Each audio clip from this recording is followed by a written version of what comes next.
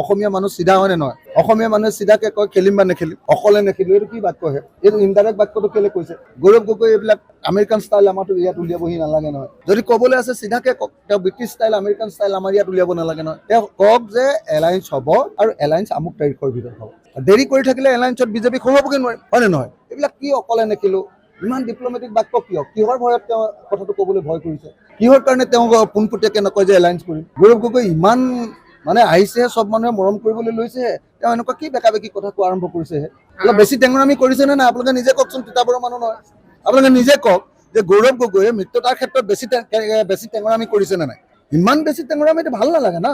তেওঁক চিধা চিধিকে কওক যে মিত্ৰতা হ'ব, মিত্ৰতা নহয়। নহয় যদি আমি অকলে অকলে যাওঁ, আৰু যদি মিত্ৰতা হয় তেতিয়াহ'লে সঠিকভাৱে মানে ষ্ট্ৰেটেজিটো নিৰূপণ কৰোঁ। সেইটো নকৰি আমাক যি ধৰণে নচুৱাই আছে, এদিন উল্টা হৈ যাব, তেতিয়া গম পাব। যেতিয়া এদিন মানুহৰ অসহ্য হৈ কৈ দিব, নাই নাই নাই গৌৰৱৰ লগত নোৱাৰি আৰু, ইয়াত বহুত অহংকাৰ হৈছে, এইবুলি যিদিনা কৈ দিব তেতিয়া কি হ'ব? গৌৰৱ গগৈ ডাঙৰীয়াই এইটো আগভাগ নোলোৱাৰ কাৰণে এই কামটো হৈছে। সেইকাৰণে এই মুহূৰ্তত মই তিতাবৰত উপস্থিত হৈ তিতাবৰবাসী ৰাইজক সাক্ষী কৰি গৌৰৱ গগৈ ডাঙৰীয়াক আহ্বান জনাইছোঁ যে গৌৰৱ গগৈ ডাঙৰীয়াই আমাৰ বিৰোধী দলৰ সকলো দলবিলাকক ঐক্যবদ্ধ কৰিবৰ কাৰণে আৰু 2026-ত বিজেপিক পৰাভূত কৰিবৰ কাৰণে তেওঁ এটা উদ্যোগ গ্ৰহণ কৰিব লাগে আৰু তেওঁৰ নিজৰ কাম কাজৰ জৰিয়তে সকলো দলক আপোন হিচাপে লগত লৈ বিজেপিৰ বিৰুদ্ধে সংগ্ৰাম আৰম্ভ কৰিব লাগে।